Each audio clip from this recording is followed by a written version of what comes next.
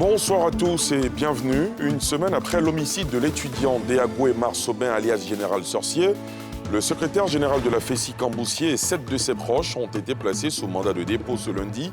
Information donnée par le procureur de la République qui annonce par ailleurs que dans le cadre d'une autre affaire qui a causé la mort d'un autre étudiant, d'autres suspects sont activement recherchés.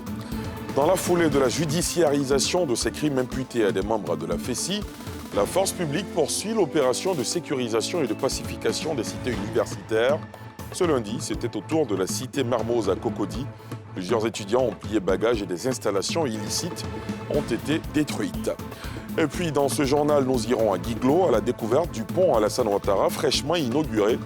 L'infrastructure routière de 2 voies qui enjambe le fleuve Nzo vient fluidifier et renforcer les échanges entre 2 régions du district des montagnes, le Guémont et le Cavali, vous le verrez, en fin d'édition.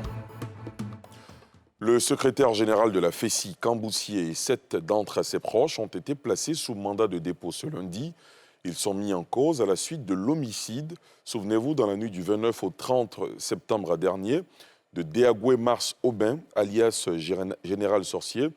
Une information judiciaire a été ouverte au cabinet de Madame le doyen des juges d'instruction à leur encontre, selon leur participation pour les faits d'association de malfaiteurs, d'assassinat sur la personne de Déagoué Mars Aubin, alias Général Sorcier, et les faits de complicité d'assassinat et de coups mortels sur la personne de Diomandé Khalifa.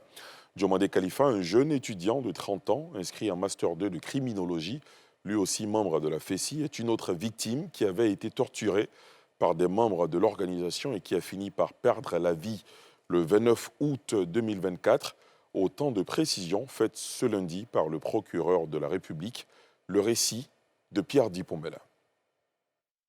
Le secrétaire général de la FESI, Camboussier et plusieurs de ses proches, notamment Nyonsoro Cédric, Yapi Aléchi, Yves Laurel, Assalé Bonaventure, Assalé Thierry Crameau, Herman, ont été déférés à PPA, ex-MACA, pour leur implication présumée dans le meurtre de Déagoué Marcobin, appelé le Général Sorcier, farouche rival du secrétaire général de la FESI, dans la guerre entre fractions, pour le contrôle de la Fédération estudiantine et scolaire de Côte d'Ivoire. Dans un communiqué, le procureur de la République informe l'opinion nationale qu'avant le meurtre de Déagoué Marcobin, une procédure était en cours à son parquet à la suite d'une plainte d'Ibrahim Diomandé contre les nommés Assi Beignet, dit Toumba, Ogou Franck-Éric, dit Katanga, et Sawadogo Haroun, dit Soundiata, tous membres de la FESI, après la mort de son jeune frère Khalifa Diomandé, 30 ans, étudiant en Master 2 de criminologie et également de la FESI. Cette instruction a permis de comprendre les circonstances dans lesquelles sont morts Khalifa Diomandé et Déagoué Marcobin, puisque plusieurs présumés coupables sont passés à table. Placés sous mandat de dépôt, les accusés encourent de lourdes peines de réclusion criminelle. Toutes ces pratiques attribuées à la Fédération estudiantine et scolaire de Côte d'Ivoire, qui au fil des décennies ne fait pas bonne figure dans la mémoire collective. On associe son nom à diverses exactions, raquettes et violations des droits de l'homme attribuées à l'organisation sur la longue liste des meurtres, dont les plus emblématiques, ceux de Thierry Zébier, Abid Dodo, et le dernier cas en date, le surnommé Général Sorcier, des violations investiguées par des activistes des droits humains qui saluent la détermination du gouvernement à mettre un terme au règne de la terreur sur les campus de Côte d'Ivoire. Thiemé Danger. FESI, Fédération estudiantine et scolaire de Côte d'Ivoire, portée sur les fonds baptismaux en 1990, avec pour objectif défendre les intérêts sociaux et moraux des élèves et étudiants. Un parcours à ce jour malheureusement jalonné de violences de divers ordres et partant de violations des droits de l'homme.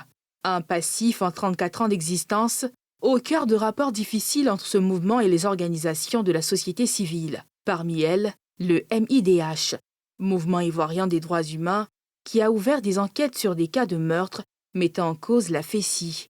Au nombre des cas, au titre de l'année académique 2004-2005, l'enlèvement de membres d'une organisation estudiantine concurrente, dont Habib Dodo, torturé, puis retrouvé ligoté dans un sac. La même année, un étudiant en 2e année de droit à l'époque était enlevé par la FESI. Dans un rapport du MIDH, il est relevé que des caciques de la FESI le torturent et le jettent dans une clairière sur la route de Noé. par les soins du MIDH et d'Amnesty International, qui recueille son témoignage à Oundoutré. Il est exfiltré et vit depuis lors en Europe. Autre cas investigué et dénoncé, le viol par des caciques de la Fessie de 4 étudiantes, dont Natacha Soro, suspectée d'être militante d'une autre association universitaire. Indignée, Amnesty International, par la voix de sa présidente d'alors, Nathalie Kouakoutra, exige des sanctions exemplaires sans rien obtenir.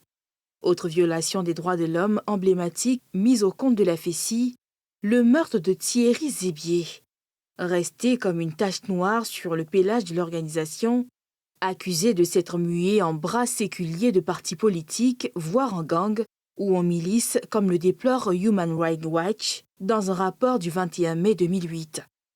Le document de dénonciation de 111 pages décrit comment, au cours des dernières années, les membres de la Fessie ont été impliqués dans des violences externes extrêmement fortes, donnant jour à un concept, la guerre des machettes.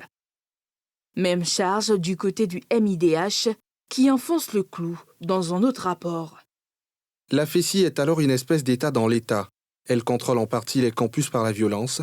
C'est elle qui contrôle les CTU, les restaurants universitaires également, tout cela par la violence. Le moindre vendeur de rue installé dans les CTU aux abords dépend lui aussi du bon vouloir des secrétaires généraux de la Fessie. Les batailles internes ont sans doute quelque chose à voir avec cette captation de rente. La FIDOP, l'organisation fondée par Dr Boga Sako Gervais, déplore également des violentes batailles internes suivies de meurtres à la Fessie. Son secrétaire général porte cette indignation des épisodes d'assassinat de militants de la Fessie, dont le général Sorcier est le dernier cas. 2 semaines avant lui, un cas a été signalé. C'est pas seulement ce général Sorcier. Il y a eu un certain Doumbia qui est décédé également en criminologie. Il y a eu une bastonnade encore et le jeune est décédé. Pour cet activiste, la décision d'assainissement du gouvernement est salutaire, mais d'autres mesures s'imposent. Donc le coup publie, c'est possible, la liste des admis en chambre. Parce que finalement, on ne sait plus comment les gens sont admis en chambre. C'est tout ça qui pose problème. On a réhabilité l'université à coups de milliards. Mais on a oublié qu'il y avait une démographie étudiantine. Et à partir de cette démographie, il fallait mettre en place des amphithéâtres pour encore accueillir. Les capacités d'accueil sont limitées. En attendant, l'opération de libération des emprises occupées clandestinement se poursuit. La Fessie résistera-t-elle à ce vent de fermeté? L'avenir nous dira. Dans la foulée de la judiciarisation de ces crimes imputés à des membres de la Fessie, la force publique poursuit l'opération de sécurisation et de pacification des cités universitaires. Ce lundi, c'était au tour de la cité Mermoz, 6 à Cocody Centre. Des centaines d'étudiants ont plié bagages et des installations illicites ont été détruites, comme nous le montrent Moussani Kiema et Fulgence Kissiedou. Après les consignes, place à l'opération de contrôle et de déguerpissement des étudiants illégalement logés dans la cité universitaire de Mermoz. Apprêtez vos papiers, vous qui êtes là. Apprêtez vos papiers. À la manœuvre, des groupes constitués des forces de l'ordre, de menuisiers, d'électriciens et d'huissiers de justice. Les chambres sont inspectées à la recherche de tout ce qui pourrait constituer une fraude au règlement. Ce qu'on a constaté, c'est qu'il y a des étudiants qui viennent forcer d'autres. Ils forcent et ils mettent la personne. Donc les 2 lits qui sont venus s'ajouter, comme on a fait de l'autre côté, nous sommes en train de faire sortir. Cet étudiant est un occupant légal. Cependant, on retrouve dans sa chambre un lit de plus interdit dans la procédure. Ici, le voisin a mis un autre lit de plus en dehors de lit que nous avons droit. Ça fait 3 lits. Donc c'est ce qui pose le problème. En dehors de ça, il n'y a pas de problème. Parmi les étudiants concernés, on trouve Roger. Il affirme avoir été logé par des camarades étudiants à qui il payait la location du dortoir. J'étais à Songon et il fallait me rapprocher bien évidemment de mon école. C'est en cette optique-là que j'ai contacté un ami qui ici à la cité Mermoz. Je devais débourser la somme de 150 000 francs. Mais après négociation, j'ai pu avoir la chambre à 90 000 francs. Narcisse a également eu recours aux mêmes pratiques avant d'avoir finalement l'autorisation nécessaire pour habiter les lieux. Dans ma première année, je n'avais pas accès aux chambres et j'ai été hébergé par un confrère. Et à la suite des circonstances, j'ai fait mes papiers légalement pour accéder à la chambre. Moi, c'est l'administration qui m'a mis là. Donc je payais avec l'administration. Mais étant donné que les listes qui sont sorties, ma chambre était concernée, les 2 lits. Donc c'est ce qui a fait que j'étais troublée. Je suis sortie ce matin. Quand je suis revenue, j'ai posé le problème. La dame a dit qu'elle allait revenir remettre ma porte. Au nombre des infractions, cette salle de cours, transformée en quartier général par des dissidents de la FESI, dénommée le Sud-Soudan, est souvent mis en location comme lieu de culte. Ou encore, ce marché construit par les mêmes acteurs, détruit par l'opération. Plus loin, nous retournons au campus de l'université de Cocody. Ici, nous découvrons un tunnel où les membres de la FESI s'adonneraient à des sévices corporels. Ce passage lie le bâtiment A, où est logé le service médical, et les bâtiments H et I du campus ancien. Mais avec le temps, les éléments de la FESI sont venus installer des chambres froides. Ils ont cloisonné, ils ont même construit une maison. Donc du coup, les gens ne pouvaient plus passer. Ils ont aussi créé une forme d'insécurité dans le centre médical, de sorte que les agents avaient du mal à travailler, puisque l'endroit était devenu un endroit de consommation assez fréquent de drogue. C'était devenu aussi par moments un endroit de passe. Le sous-sol aussi servait d'endroit de service corporel. Des étudiants qui avaient maille à partir avec la FESI pouvaient être molestés. Rappelons que cette opération de déguerpissement a été lancée par le ministère de l'Enseignement supérieur et de la Recherche scientifique. La phase de répression de cette opération a quant à elle débuté depuis le samedi 5 octobre et concerne l'ensemble des étudiants occupant illégalement les salles de cours ou autres installations sans autorisation. Ces contrôles, qui vont s'étendre à l'ensemble des campus, sont initiés par le CROU, le Centre régional des œuvres universitaires sur les cités. L'objectif est de débarrasser ces cités des occupants illégaux. Outre celles et ceux qui n'ont pas le droit d'être dans ces lieux, il existe des étudiants à qui des chambres ont été légalement attribuées et qui y vivent depuis plusieurs années.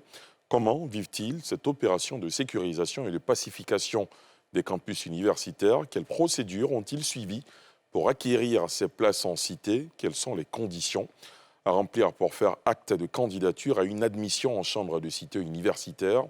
Des questions auxquelles répondent Mardoché Kouassi et Joseph Zécré.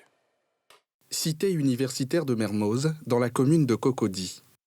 Cette étudiante y vit depuis l'année universitaire 2022-2023. Elle y a été régulièrement admise par le CROU, Centre régional des œuvres universitaires, 2 mois après avoir introduit une demande auprès de cette structure du ministère de l'Enseignement supérieur et de la Recherche scientifique. Moi, j'ai eu à remplir des fiches. Une fiche dûment remplie avec une photo. Et puis, quand j'ai fini, je suis allée au CROU. J'ai remis ma fiche. Je crois qu'en ligne aussi, je ne me rappelle plus trop, mais je crois qu'en ligne aussi, on fait une inscription. Voilà. Et c'est après en ligne qu'on va vérifier si on a été ou pas admis.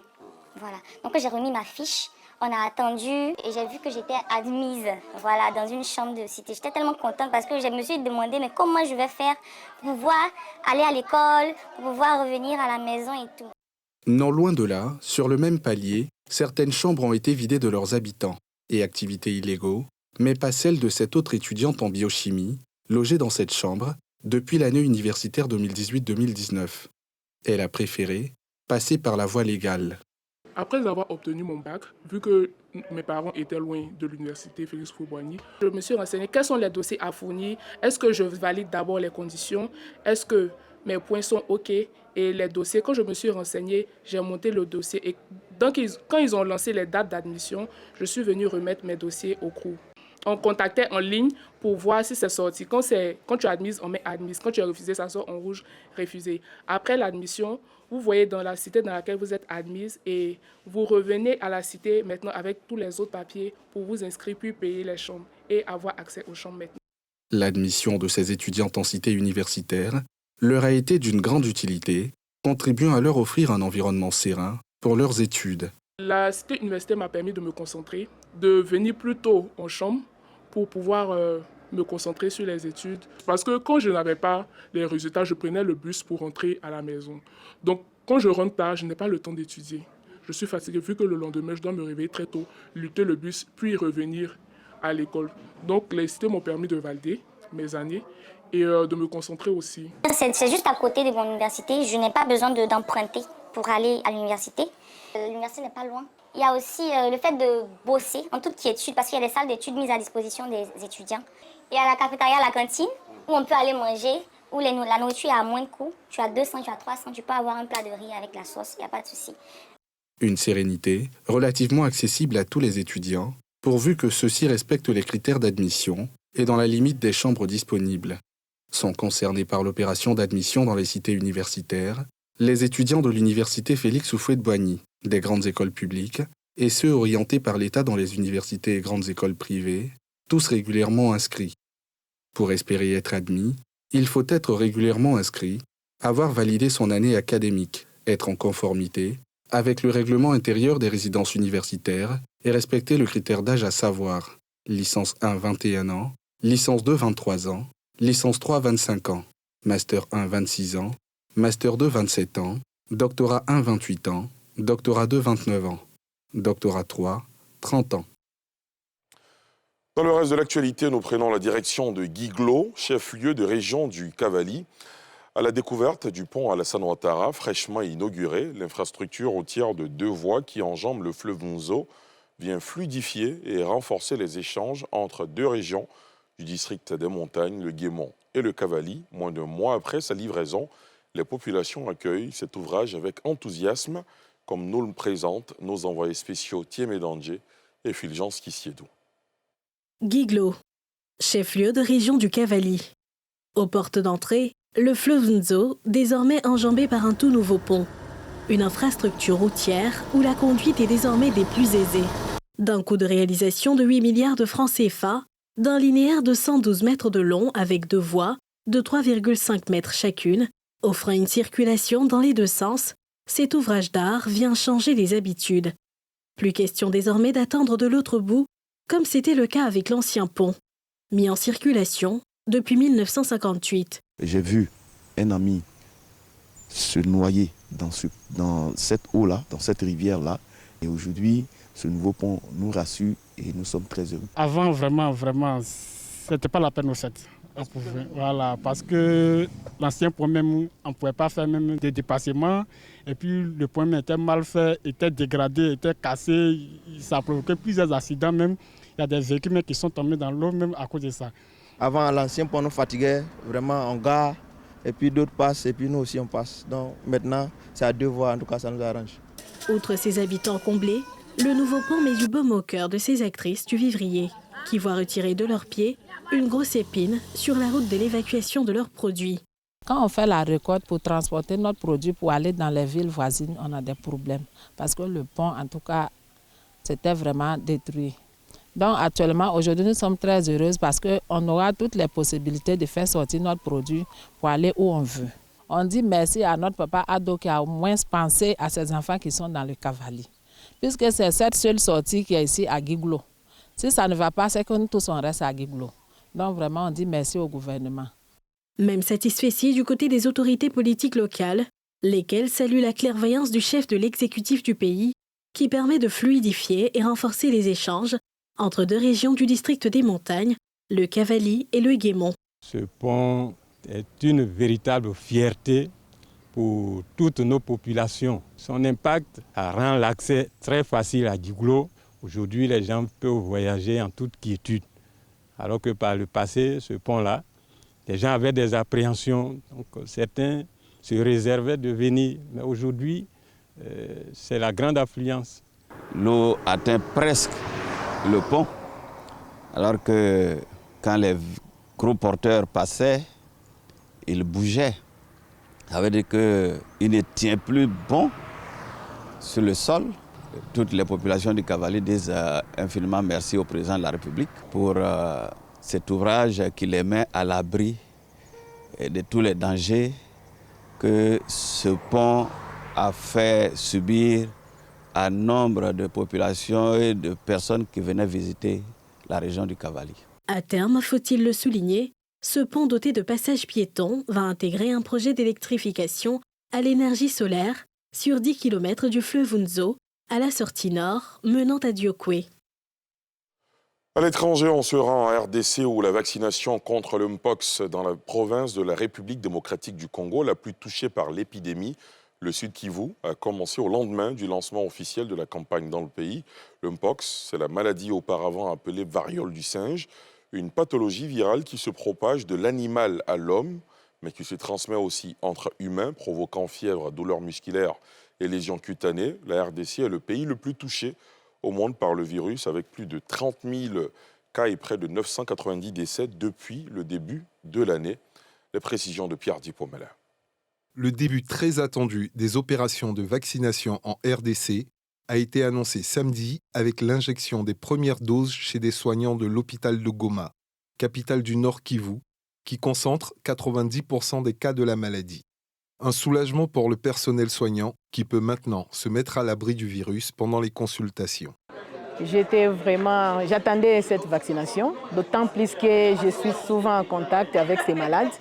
Et chaque jour qu'il y a un cas, dans la partie Goma, je suis appelée à aller investiguer les cas. Selon le ministère de la Santé, il ne s'agit pas à ce stade d'une vaccination de masse, mais de cibler les publics à risque des zones les plus affectées, notamment le personnel soignant, les professionnels du sexe, les vétérinaires, les chasseurs. Pour le chef du sous-bureau de l'OMS à Goma, cette opération va freiner la chaîne de transmission. La province court un risque très élevé de l'extension rapide de l'épidémie par son voisinage avec le Sud Kivu, dans un contexte de mouvement des populations et de la promiscuité dans les sites de déplacés. Des mesures spécifiques sont en train d'être prises pour ces populations spéciales.